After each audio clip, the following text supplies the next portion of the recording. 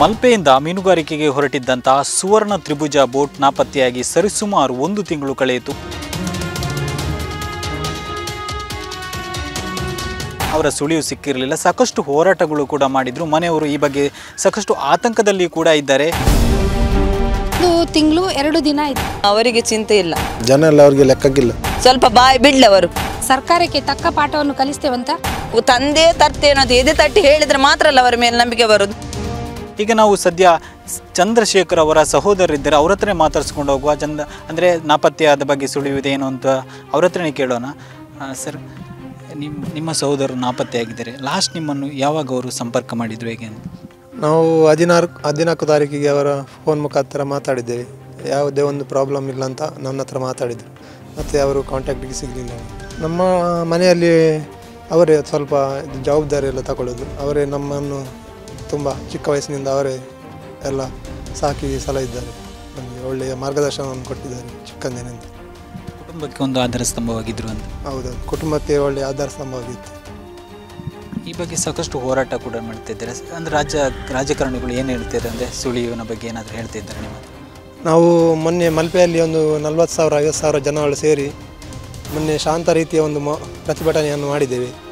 ಅದರ ನಂತರ ಸಚಿವರು ಎಲ್ಲ ಬಂದು ನಮಗೆ ಸ್ವಾತಂತ್ರ್ಯವನ್ನು ಹೇಳಿದ್ದಾರೆ. ಅದೇ ರೀತಿಯ ಪ್ರಯತ್ನವನ್ನು ಮಾಡಲಿಲ್ಲ.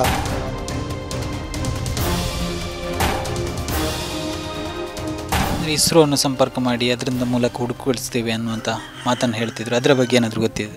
ಅದೊಂದು 10 ದಿವಸದಿಂದ ಹೇಳ್ತಿದ್ದಾರೆ ಇಸ್ರೋಗೆ ಕಳಿಸಿದ್ದೇವೆ ಅಂತ. ಅದು ರಿಪೋರ್ಟ್ ಕೇಳಿದರೆ ಇನ್ನೂ ಸಹ ಬರಲಿಲ್ಲ ಅಂತ ಹೇಳ್ತಿದ್ದಾರೆ ನಮಗೆ.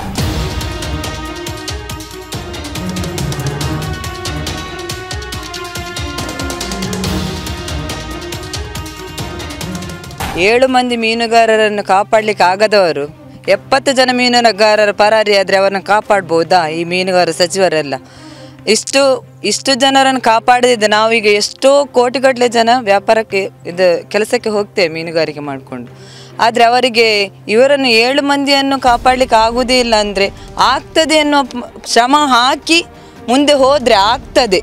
ಮೊನ್ನೆ ಮೀನುಗಾರಿಕಾ ಸಚಿವ ಬಂದರೆ ಹೇಳಿದರು, ನಾನು ನೀರಿಗೆ ಇಳಿಬೇಕಂತ.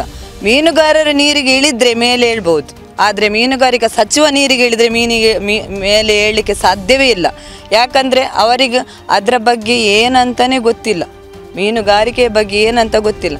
ಈಗ ಮೀನುಗಾರಿಕೆ ಮಾಡಲಿಕ್ಕೆ ಹೋದವರು ಬರ್ತಾರಾ ಇಲ್ವ ಅಂತ ಮನೆಯವರಿಗೆ ಚಿಂತೆ ವಿನಃ ಅವರಿಗೆ ಚಿಂತೆ ಇಲ್ಲ. ಯಾಕೆ ಅಂತ ಹೇಳಿದರೆ ಅವರ ತಾಯಿ, ಹೆಂಡತಿ, ಮಕ್ಕಳೆಲ್ಲ ಇಷ್ಟು ದಿವಸದಿಂದ ಕಾಯ್ಕೊಂಡಿದ್ದಾರೆ. ಆದರೆ ಅವರದ್ದು ಒಂದು ಬಿಡಿಕಾಸಿನಂತ ಚಿಂತೆ ಆ ಸಚಿವರಿಗಿಲ್ಲ. ರಾಜ್ಯ ಸರ್ಕಾರಕ್ಕಾಗಲಿ ಕೇಂದ್ರ ಸರ್ಕಾರಕ್ಕಾಗಲಿ ಯಾವುದೇ ರೀತಿಯ ಒಂದು ಚಿಂತೆನೇ ಇಲ್ಲ. ಚಿಂತೆ ಪಡೋದು ಯಾರು? ಅವರ ತಂದೆ ತಾಯಿ, ಅಪ್ಪ ಅಮ್ಮ, ಮಕ್ಕಳು, ಹೆಂಡತಿ, ಅವರೇ ಚಿಂತೆ ಪಡೋದು. ಇವರಿಗೇನು? ಇವರ ಮೇಲೆ ಕೂತ್ಕೊಳ್ತಾರೆ, ಹಾಗೆ ಮಾಡ್ತೇವೆ ಹೀಗೆ ಮಾಡ್ತೇವೆ ಅಂತ ಹೇಳ್ತಾರೆ. ಯಾಕೆ ಹೇಳುವುದು? ಅಂಥ ಸುಳ್ಳು ಹೇಳ್ಕೊಂಡು ಅವರಿಗೆ ಜೀವನದ ಯಾಕೆ ಬೇಕು? ನಮ್ಮ ಸಚಿವತ್ವವನ್ನು ಯಾಕೆ ಇಟ್ಕೊಂಡಿದ್ದಾರೆ? ಬಿಡಲಿ ಸಚಿವತ್ವ. ಇನ್ನೊಬ್ರು ನಾಪತ್ತೆಯಾದ ದಾಮೋದರ ಅಂತ ಇದ್ದಾರೆ, ಅವರ ಸಹೋದರ ಇದ್ದಾರೆ. ಅವರು ಏನು ಹೇಳ್ತಾರೆ ಅಂತ ಕೇಳುವ. ಸರ್, ನಿಮ್ಮ ತಮ್ಮ ಯಾವಾಗ ತನಕ ನಿಮ್ಮ ಸಂಪರ್ಕದ ಇದ್ರು? ನಮಗೆ ಅದೇ ಹೋಗುವ ದಿವಸ ನಮಗೆ ಮನೆಗೆ ಬಂದು ಊಟ ಎಲ್ಲ ಮಾಡ್ಕೊಂಡು ಅದೇ ಹೋದದ್ದು. ಆಮೇಲೆ ಸಂಪರ್ಕಕ್ಕೆ ಸಿಗಲಿಲ್ಲ. ಈ ಬಗ್ಗೆ ಏನಾದರೂ ಹೇಳ್ತಾರೆ? ಅಂದರೆ ರಾಜಕಾರಣಿಗಳು ಸುಳಿವಿನ ಬಗ್ಗೆ ಏನಾದರೂ ನಿಮ್ಮ ಹತ್ರ ಮಾತಾಡಿದ್ರಾ? ರಾಜಕಾರಣಿ ಅವ್ರದ್ದು ಇಷ್ಟವರೆಗೆ ಕೂಡ ಭರವಸೆ ಮಾತ್ರ ಹುಡುಕ್ತಿದ್ದೇವೆ, ಮಾಡ್ತಿದ್ದೇವೆ ಅಂತೇಳಿ. ಇಷ್ಟವರೆಗೆ ಒಂದು ಇಲ್ಲಿ ಉಂಟು ಎಂಥದ್ದು ಒಂದು ಚೂರು ಕ್ಲೂ ಕೂಡ ಕೊಡ್ತಿಲ್ಲ. ಅದೇ ಇದು ಅಂದರೆ ನಮ್ಮದು ಜನ ಎಲ್ಲ ಅವ್ರಿಗೆ ಲೆಕ್ಕಕ್ಕಿಲ್ಲ. ಅದೇ ಈಗ ರಾಜಕಾರಣಿಯ ಈಗ ಯಾರೋ MP MLA ಯಾರೋ ಒಬ್ಬರನ್ನು ಎತ್ಕೊಂಡು ಹೋದೆ ಅಡಗಿಸಿಟ್ರೆ ಇಷ್ಟವರೆಗೆ ಈ ರೀತಿಯಾದ ಕಾರ್ಯಾಚರಣೆ ನಡೀತಿರ್ತಿಲ್ಲ. ಇವರು ಇನ್ನೂ ಕೂಡ ಈಗ ಹುಡುಕೋದು ಪ್ರಯತ್ನದಲ್ಲೇ ಇದ್ದರೆ ಅದರ ಬಗ್ಗೆ ಕೂಡ ಅನುಮಾನ ಬರ್ತದೆ ಇನ್ನು ಮುಂದೆ.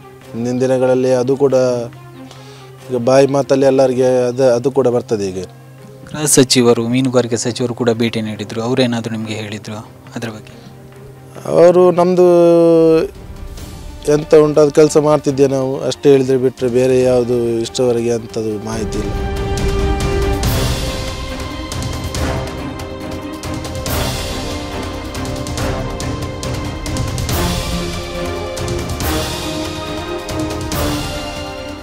ನಮ್ಮ ಕರ್ನಾಟಕ ರಾಜ್ಯದಲ್ಲಿ ಆದ ವಿಷಯಕ್ಕೇ 1 ತಿಂಗಳು 2 ದಿನ ಆಯಿತು.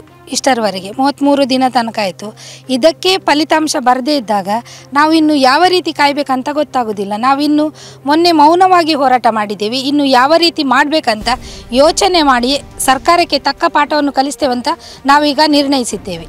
ಅದೇ ಯಾವುದೇ ರಾಜಕೀಯ ತಿರುವು ಪಡೆದ್ರೆ ಕೂಡ ಮಾನವೀಯತೆಯ ನೆಲೆಯಲ್ಲಿ ಈ ಒಂದು ವಿಷಯಕ್ಕೆ ಉಂಟಲ್ಲ, ಮೀನುಗಾರರ ಕುಟುಂಬಕ್ಕೆ ಸರಿಯಾದ ರೀತಿಯ ಒಂದು ಫಲಿತಾಂಶವನ್ನು ನೀಡಬೇಕೆಂಬುದು ನಾವು ನಿರೀಕ್ಷಿಸುತ್ತಾ ಇದ್ದೇವೆ. ಈಗ ನಾವು ಅದೇ ನೋಡೋದು, ಒಂದು ಉಗ್ರ ಯಾವುದಾದ್ರೂ ಒಂದು ಪಾಕಿಸ್ತಾನದ ಉಗ್ರ ಯಾವುದಾದ್ರೂ ನಮಗೆ ಇದರಲ್ಲಿ ಅಟ್ಯಾಕ್ ಮಾಡಿದರೆ ಅವನ ಬಗ್ಗೆ ಬ್ರೇಕಿಂಗ್ ನ್ಯೂಸ್ ಬರ್ತಾನೆ ಇರ್ತದೆ. ಅವನು ಒಂದು ಇಂಚಿಂಚು ಮಾಡಿದ ಕೆಲಸ ಕೂಡ ತೋರಿಸ್ತಾ ಇರ್ತಾರೆ. ಅದಕ್ಕೆ ಸರ್ಕಾರದವರು ಆ ಕ್ರಮ ಈ ಕ್ರಮ ಅಂತ ಚಿಂತನೆ ಮಾಡ್ತಾ ಇದ್ದಾರೆ. ಆದರೆ ನಮ್ಮ ಈ ಮಧ್ಯಮ ವರ್ಗದ ಮೀನುಗಾರಿಕೆಯನ್ನು ಅವಲಂಬಿಸಿದಂಥ ಕುಟುಂಬದವರು, ಒಂದು ಮೀನಿನ ವೃತ್ತಿಯನ್ನೇ ಮಾಡುವಂಥವರು, ಮನೆಯಲ್ಲಿ ಆಧಾರ ಸ್ತಂಭವಾಗಿದ್ದಂತಹ ವ್ಯಕ್ತಿ ಈ ರೀತಿ ಹೋದ ನಂತರ ಈ ನಮ್ಮ ಸರ್ಕಾರ ಒಂದು ಕೈಗೊಂಡಿರುವ ಕ್ರಮವನ್ನು ನೋಡಿದರೆ ಆ ಮೀನುಗಾರಿಕೆ ವೃತ್ತಿಯನ್ನು ಮಾಡುವವರು ಇನ್ನು ಯಾವ ರೀತಿ ವೃತ್ತಿ ಮಾಡಬೇಕೆನ್ನುವುದೇ ಅವರಿಗೆ ಒಂದು ಕಷ್ಟವಾಗಿದೆ. ಇನ್ನು ಮೀನುಗಾರ ಎಲ್ಲ ಕುಟುಂಬಗಳು ಕಂಗಾಲಾಗಿದ್ದಾರೆ. ಈಗ ಅಲ್ಲಿ ಮಲ್ಪೆಯಲ್ಲಿ ಒಂದು ಬೋಟ್ ಕೂಡ ಹೋಗುವುದಿಲ್ಲ, ಹೆಂಗಸರಿಗೆ ಕೆಲಸ ಇಲ್ಲ. ಅವರನ್ನು ನಂಬಿದಂಥ ಕುಟುಂಬದವರು ಹೇಗೆ ಜೀವನ ಸಾಗಿಸಬೇಕು?